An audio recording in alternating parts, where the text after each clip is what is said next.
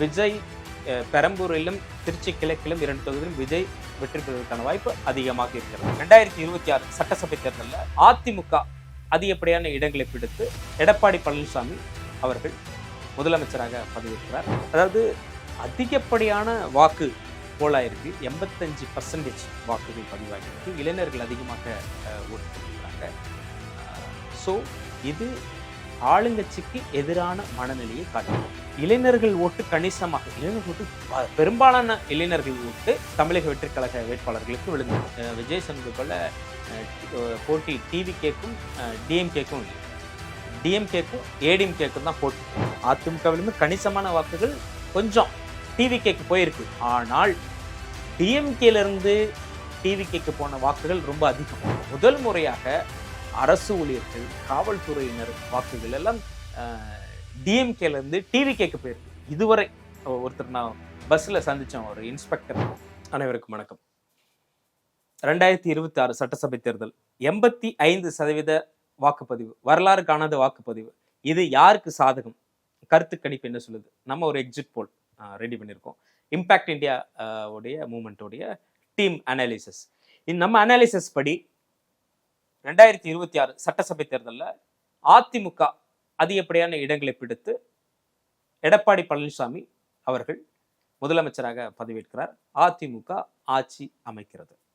இதுதான் நம்மளுடைய தேர்தலுக்கு பிந்தைய கருத்து கணிப்பு. நம்ம பல்வேறு மாவட்டங்களில் இருக்கிற நமது நிருபர்கள், நண்பர்கள், தேர்தல் களப்பணியில் இருந்தவர்களிடம் உரையாடியதிலிருந்து நமக்கு கிடைத்த கள தகவல், அதோட சுருக்கம் தான் இந்த கருத்து கணிப்பு. நம்மளோட அப்சர்வேஷன், அனாலிசிஸ் அப்படிதான் சொல்லணும். It is not a survey, நம்மளோட அனாலிசிஸ். அதாவது அதிகப்படியான வாக்கு போலாயிருக்கு. 85% வாக்குகள் பதிவாகியிருக்கு. இளைஞர்கள் அதிகமாக ஓட்டு போட்டிருக்கிறாங்க. ஸோ இது ஆளுங்கட்சிக்கு எதிரான மனநிலையை காட்டுகிறது. அதிகப்படியான வாக்காளர்கள் திரண்டு வந்து காலையிலேயே, அதிகாலையிலேயே குழந்தைகள் குடும்பமாக வாக்குச்சாவடிக்கு வந்து ஓட்டு போட்டிருப்பது, ஆளுங்கட்சியை அகற்ற வேண்டும் என்ற மனநிலை கடுமையாக இருந்தால் மட்டும்தான் அப்படியான ஒரு சூழல் இருக்கும். அதே போல் ஒரு புதிதாக வந்தவருக்கு ஒரு வாய்ப்பு கொடுப்போம் அப்படிங்கிற அந்த சென்டிமெண்ட்டும் இருக்கு. விஜய்க்கு ஒரு வாய்ப்பு கொடுப்போம் அப்படின்னு இளைஞர்கள் திரண்டு வந்திருக்கிறாங்க. அதுவும் நடந்திருக்கு. ஸோ இளைஞர்கள் ஓட்டு கணிசமாக, இளைஞர்கள் ஓட்டு பெரும்பாலான இளைஞர்கள் ஓட்டு தமிழக வெற்றி கழக வேட்பாளர்களுக்கு விழுந்திருக்கு. அவங்க தமிழக வெற்றி கழக வேட்பாளர்கள் பிரச்சாரத்துக்கே போலனாலும் விஜய்க்காக இந்த ஓட்டு வந்து விழுந்திருக்கு. வெளிநாட்டிலேருந்து வந்தவங்க, ஊர்லேருந்து ஊருக்கு போனவங்க, இப்படி ஓட்டு போட்டிருக்கிறாங்க. பட் விஜய் தமிழக வெற்றி கழகத்திற்கு விழுந்த ஓட்டுக்கள் சீட்டுக்களாக மாறாது. அது ரொம்ப கடினம். விஜய் பெரம்பூரிலும் திருச்சி கிழக்கிலும் 2 தொகுதியிலும் விஜய் வெற்றி பெறுவதற்கான வாய்ப்பு அதிகமாக இருக்கிறது. மற்ற தொகுதிகளை பொறுத்தவரையில் விஜய் கட்சியினர் வெற்றி பெறுவார்களா என்பது சந்தேகம். நம்மளுடைய கணிப்புப்படி 2 சீட்டு உறுதி, 7 சீட்டு வாய்ப்புள்ளது தமிழக வெற்றி கழகத்திற்கு. அவ்வளவுதான். அதிகபட்சமாக 7 சீட்டு வெல்வதற்கான வாய்ப்பு இருக்கிறது. போட்டி திமுகவுக்கும் அதிமுகவுக்கும் தான். விஜய் சொன்னது போல போட்டி டிவிகேக்கும் டிஎம்கேக்கும் இல்லை, டிஎம்கேக்கும் ஏடிஎம்கேக்கும் தான் போட்டி. அப்படிதான் களம் சொல்கிறது. ஏனென்றால் இளைஞர்கள் வாக்கு மட்டுமே வைத்து விஜய் வெல்ல முடியாது. அப்புறமா பெண்கள் கொஞ்சம் வாக்கு போட்டிருக்கிறாங்க. பட் அதனால டிவிகே வெற்றி பெற முடியாது. சாலிடான அதிமுக வாக்குகள் அப்படியே அதிமுகவுக்கு விழுந்திருக்கு.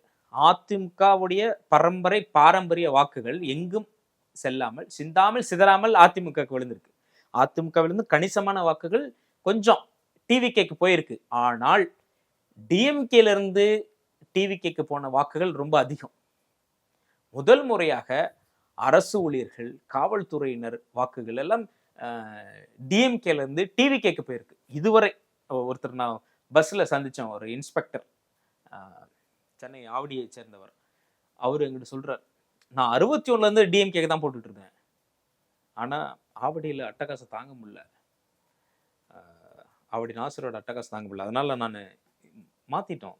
எங்கள் போலீஸ் அங்கே எல்லாருமே டிவிகேக்கு தான் தபால் ஓட்டு. இது வந்து நான் இந்த 23ஆம் தேதிக்கு முன்னாடியே என்கிட்ட பகிர்ந்த தகவல், அந்த அவர் காவல்துறை ஆய்வாளர், அவரு பேருந்து பயணத்துல அவர் சொன்ன தகவல். தபால் ஓட்டே தபால் ஓட்டு பெரும்பாலும் டிஎம்கேக்கு தான் போகும். அரசு ஊழியர்கள் ஓட்டு, காவல்துறை ஓட்டு, இப்படியெல்லாம் கணிசமா அரசு ஊழியர்கள் ஓட்டு பெரும்பாலும் டிஎம்கேக்கு தான் போகும். ஆனா எனக்கு ரொம்ப ஆச்சரியமா இருந்தது. 61லேருந்து டிஎம்கேக்கு போட்டவர், அவருக்கு மாற்று வேற யாருக்கும் போட மாட்டாங்க. டிஎம்கேக்கு போட்டவங்க அதிமுகக்கு ஓட்டே போட மாட்டாங்க. அவங்களுக்கு மாற்ற ஏடிஎம்கே பார்க்க மாட்டாங்க. வேற யாராவது வருவாங்களான்னு பார்ப்பாங்க. அது கமல் வந்தாரு, அப்போ டிஎம்கேலேருந்து கொஞ்சம் ஓட்டு அங்கே போச்சு. அதுக்கப்புறம் மறுபடியும் டிஎம்கேக்கு வந்துருச்சு அந்த ஓட்டு. அப்போ யாருக்காவது நல்ல மாற்று கிடைப்பாங்களா டிஎம்கேக்குன்னு பார்க்குறாங்க. அப்போ டிவிகே வந்த உடனே இப்போ அவங்களுக்கு நல்லதா போச்சு. ஸோ டிஎம்கே பிளட் அப்படி. அவங்க டிஎம்கேக்கு போட்ட சீரியஸான ஓட்டரா இருந்தா, தீவிரமா டிஎம்கே போட்டவங்களா இருந்தா, அவங்களால ஏடிஎம்கே பக்கம் திரும்பி பார்க்க முடியாது. அந்த பக்கமே ரெட்டலை பக்கம் போடுவோம்னு நினைச்சே பார்க்க மாட்டாங்க. ஆனா புதுசா இந்த மாதிரி ஒரு அணி வருது, புதுசா யாராவது ஒரு பெரிய அலை வருது அப்படின்னா மாறிடுறாங்க. அதுதான் இந்த தடவை நடந்திருக்கு. ஸோ டிஎம்கேட சீரியஸான ஓட்ஸே மாறும் பொழுது, ஸ்டாலின் இந்த தடவை வந்தா பரவாயில்ல, அவருக்கு ஒரு வாய்ப்பு கொடுப்போம் அப்படின்னு போன முறை ஓட்டு போட்டாங்க. அவங்கெல்லாம் இந்த தடவை டிஎம்கேக்கு ஓட்டு போட வாய்ப்பே இல்லை. அந்த ஓட்டுக்கெல்லாம் திமுகக்கு வருவதற்கான வாய்ப்புகளே இல்லை. ஏன்னா ஆன்டி இன்கம்பன்சி ஆல்ரெடி நம்ம பேசிட்டோம், ரொம்ப ஹெவியா இருக்கு. ஆன்டி இன்கம்பன்சி ஹெவியா இருக்கு. விலைவாசி உயர்வு, மக்களுடைய புலம்பல் அதிகமா இருக்கு, பாலியல் குற்றச்சாட்டுகள், போதை கலாச்சாரம் பத்திலாம் தமிழ்நாடு முழுவதும் திமுகவுக்கு எதிரான மனநிலை கடுமையா இருக்கு. அதனால திமுகவுக்கு ஏற்கனவே ஸ்டாலின் அவர்களுக்கு ஒரு வாய்ப்பு கொடுப்போன்னு போட்டாங்களா, அந்த ஓட்டுக்கெல்லாம் இந்த தடவை வாய்ப்பா மாறாது. அது அப்படியே டிவிகேக்கு போயிடுச்சு. அது மட்டும் இல்லாம கிறிஸ்டின் முஸ்லீம் ஓட்டு டிஎம்கேக்கு இது வரைக்கும் ஸ்ட்ராங்கா இருந்த ஓட்டு எல்லாம் அப்படியே டிரான்ஸ்ஃபர் ஆகுது டிவிகேக்கு. ஒரு முஸ்லீம் சொல்றாரு, எங்க வீட்டுல 23 ஓட்டு எல்லாமே அப்படியே டிவிகேக்கு தான். பணம் எல்லாம் கொடுத்தாங்க டிஎம்கேல, ஆனா நாங்க ஓட்டு போடுறது டிவிகேக்கு தான் அப்படின்னு சொல்றாரு. அந்த மாதிரி நடந்திருக்கு. ஒரு சைலண்டா ஒரு வேவ் நடந்திருக்கு. டிஎம்கேல இருந்து டிஎம்கேக்கு இது வரைக்கும் ஓட்டு போட்டவங்க எண்ணிக்கை கணிசமா டிவிகேக்கு மாறி இருக்கனால இப்போ போட்டி ஏடிஎம்கே வர்சஸ் டிஎம்கே ஆயிருக்கு. இன்னும் சொல்ல போனா கிட்டத்தட்ட ஏடிஎம்கே அன்னபோஸ்டா வர மாதிரி தான். ஏன்னா டிஎம்கே ஓட் ஷேர் பிரியுது, டிவிகேக்கு கொஞ்சம் கணிசமான ஓட்டு வருது. ஆனா தொடப்படாத ஏடிஎம்கே ஓட்டு அப்படியே இருக்கு. ஏடிஎம்கேக்கு ஓட்டு போட்டவங்க வெளியே பெருசா சொல்ல மாட்டாங்க. அதே போலதான் டிஎம்கே ஓட்டு போட்டவங்க பெருசா நான் போட்டேன்னு சொல்ல மாட்டாங்க. ஸோ டிவிகே இளைஞர்கள் தானே, அதனால சோசியல் மீடியால அவர் போட்டோம் விஜய் அப்படின்னு சொல்லுவாங்க. வெளிப்படையா டிவிகேம்பாங்க. யங்ஸ்டர்ஸ் ரொம்ப ஜாலியா பேசிப்பாங்க. அது ஒரு பெரிய கலாச்சாரமா இப்போ பண்ணிட்டு இருக்காங்க. ஆனா திமுக ஓட்டு போட்டவங்க சொல்லவே மாட்டாங்க. அது ஒரு சைலண்ட் வேவ். டிஎம்கேல கூட கொஞ்சம் பேர் சொல்லுவாங்க. ஆனா ஏடிஎம்கே ஓட்டு போட்டவங்க வெளியே சொல்லவே மாட்டாங்க. Very silent voters.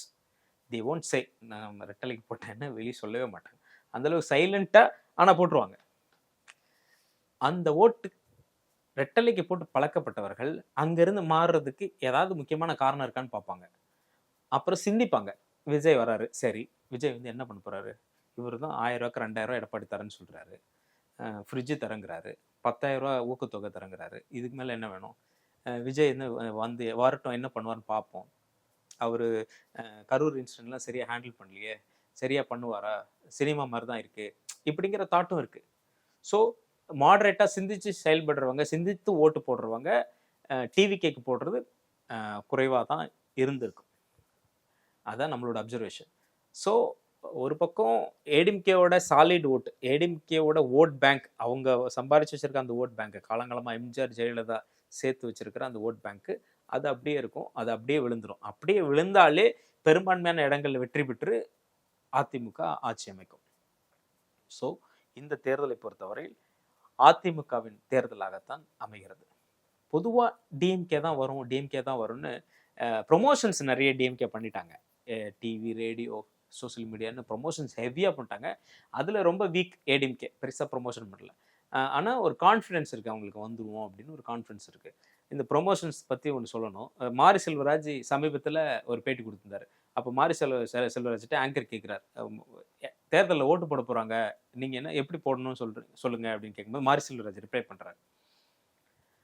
அதாவது டீசர் ட்ரெய்லர் பார்த்துட்டு நீங்கள் படத்தை முடிவு பண்ணாதீங்க, படம் பார்த்துட்டு முடிவுவாங்க. படம் எப்படி இருக்குன்னு பார்த்துட்டு நீங்கள் கருத்து சொல்லுங்கள். அது மாதிரி தான் டீசர் ட்ரெய்லர்லாம் ப்ரொமோஷன்லாம் ஆக ஓஹோன்னு தான் இருக்கும். ஆடியோ லான்ச் அதெல்லாம் ஓஹோன்னு தான் இருக்கும். ஆனால் படம் மொக்கையாக கூட இருக்கலாம். அது போல தான் இப்போ நிறைய ப்ரொமோஷன்ஸ் வருது. கட்சிகளை பற்றி நிறைய ப்ரொமோஷன்ஸ் தான் வருது. விளம்பரங்கள் அதிகமாக வருது. ஸோ அந்த விளம்பரத்தை பார்த்துட்டு முடிவு பண்ணாதீங்க அப்படின்னு. ஸோ தமிழ்நாட்டு மக்கள் ரொம்ப தெளிவானவங்க. விளம்பரத்தை பார்த்து முடிவு பண்ண மாட்டாங்க. உண்மையிலே யார் நல்லா செஞ்சாங்க, எப்படி பண்ணாங்கங்கிறத உண்மையிலேயே உள்ளார்ந்து எடை போடக்கூடியவங்க, அலசி ஆராயக்கூடியவங்க. அதே போல் முதல் முறையாக ஒருத்தர் வராரு, கட்சி ஆரம்பித்து வராரு பண்ணுறாருன்னா அவர் கரெக்டாக செய்வாரா, அவர் இதெல்லாம் ஹேண்டில் பண்ணுவாரா, இல்லை முதல் முறையே அவருக்கு அதிகாரத்தை கொடுத்தா அவர் நல்ல ஆட்சி நடத்துவாரா, அப்படிலாம் சிந்திச்சு செயல்படுற ஓட் பேங்க்கு ஒரு செட்டு இருக்குது. அந்த ஓட் பேங்க் வந்து they won't go for TVK. அதுக்கு ஒரு உதாரணம் சொல்லணும். ஒரு பெண்மணி டிவிகேக்கு ஓட்டு போட்டணும்னு வாக்குச்சாவடி வரைக்கும் போயிட்டு அங்கே ஏடிஎம்கேக்கு போட்டு வந்திருக்கிறாங்க. ஒரு இளம்பெண். நான் நண்பர் ஒருத்தர் சொன்னார், அவரோட ஃப்ரெண்டு. ஏன்னா என்னன்னு தெரியல, டிவிகேக்கு போகணுன்றவங்க டக்குன்னு ஏடிஎம்கே போட்டு வந்துட்டாங்க. சில பேர் யோசிக்கிறாங்க, யோசிச்சு வாக்களிச்சிருக்கிறாங்க.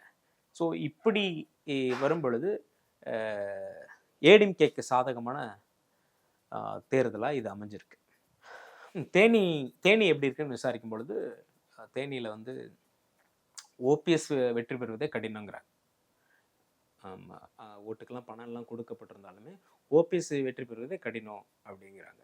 அங்கே ஏடிஎம்கேக்கு நல்லா இருக்கு அப்படிங்கிறாங்க. ஆண்டிப்பட்டி பெரியகுளம்லாம், தேனி ஆண்டிப்பட்டி பெரியகுளம்லாம் ஏடிஎம்கே வெல்வதற்கான வாய்ப்புகள் இருக்குது அப்படிங்கிறாங்க. அரியலூர் விசாரித்தா அரியலூரில் ஏடிஎம்கே டிஎம்கேக்கான காம்படிஷன் அதிகமாக இருக்குது. டிவிக்கு யார் ஓட்டு அதிகமாக பிரிக்கிறாங்களோ அதை பொறுத்து அமையும் அப்படிங்கிறாங்க. கொங்கு பெல்ட்டு சொல்லவே தேவையில்லை. எடப்பாடியார் சென்டிமெண்ட்டு ஸ்ட்ராங்காக இருக்குது. எடப்பாடி நம்ம ஊருக்காரரு, அவர் முதலமைச்சராக வரணும் அப்படின்னு ரெட்டலைக்கு ஓட்டு போட்டவர்கள் தான் அதிகம் கொங்கு பெல்ட்டை பொறுத்தளவுக்கு. ஈரோடு, நாமக்கல், சேலம், கோயம்புத்தூர் இந்த பகுதியிலலாம் கொங்கு பெல்ட்டில் தான் அதிகமான வாக்குப்பதிவு நடந்திருக்கு. கரூர்லாம் பார்த்தீங்கன்னா 92% அதிகமான வாக்குப்பதிவு நடந்திருக்கு. அதிகமான வாக்குப்பதிவு நடக்கும் பொழுது அது ஆளுங்கட்சிக்கு எதிரான மனநிலைத்தான் வெளிப்படுத்தும். இதெல்லாம் ஒரு சாதகமான சூழல், ஏடிஎம்கேக்கு சாதகமான சூழலாக அமைஞ்சிருக்கு. அண்டு சமீபத்தில் ஒரு இன்ஸ்பெக்டர் தெரிஞ்சவர், சென்னையில் நண்பர், அவர் பேசினார். பேசும்பொழுது எப்படி இருக்குது, எலெக்ஷனுக்கு முந்தின நாள் பேசுகிறார். குளத்தூர் தேருமா டிஎம்கேக்கு அப்படின்னு. எனக்கே ஷாக்காக இருந்தது. அப்புறம் அடுத்து சேப்பாக்கு தேருமா அப்படின்னு ஆச்சரியமாக இருந்தது. முதலமைச்சர் தொகுதி, துணை முதலமைச்சர் தொகுதி அவங்களே வெற்றி பெறுவார்களான்னு ஒருத்தர் காவல்துறையில் இருக்கிறவர், அரசியல் அறிவார்ந்தவர், அவரே அப்படி ஒரு கேள்வி வைக்கிறாருங்கிறது எனக்கு ரொம்ப ஆச்சரியத்தையும் அதிர்ச்சியும் ஏற்படுத்துச்சு. ஸோ சென்னையில் வாக்குப்பதிவு கடுமையான அளவுக்கு அதிகமாக உயர்ந்திருக்கு. வாக்கு சதவீதம் ரொம்ப வரலாறு காணாத வாக்குப்பதிவு சென்னையில் 16 தொகுதிகளில். சென்னையில் ஆன்டி இன்கம்பன்சி, அரசு அதிகாரத்துக்கு எதிரான நிலை கடுமையாக இருக்குது. அதே போல் தேனியில் நான் விசாரிக்கும் போது தேனியில் அரசு ஊழியர்கள், காவல்துறையினர் இந்த ஆட்சி எப்போ மாறணும் அப்படின்லாம் பேசுகிறதா நண்பர் ஒருத்தர் சொன்னார். ஸோ ஓவர்வியூவில் பார்க்கும் பொழுது இந்த ஆட்சியின் மீதான அதிருப்தி பரவலாக இருக்கிறது. இந்த அதிருப்தியை அறுவடை செய்ய போகிறது அதிமுக தான். அதிமுக 121 இடங்களுக்கு மேலாக பெற்று தனிப்பெரும்பான்மையுடன் 2026 ஆட்சி அமைக்கிறது. எடப்பாடி பழனிசாமி முதலமைச்சராக வருகிறார். இதுதான் நடக்க போகுது. மே 4ஆம் தேதி நம்மளுடைய இந்த கருத்து கணிப்பு எந்த அளவுக்கு சாதகமாக இருக்கு அப்படிங்கிற பார்க்கலாம். 121 இடத்திலிருந்து 140 இடங்கள் வரை அதிமுக வெற்றி பெறுவதற்கான வாய்ப்புகள் அதிக அளவில் இருக்கிறது. பொறுத்திருந்து பார்ப்போம். நன்றி, வணக்கம்.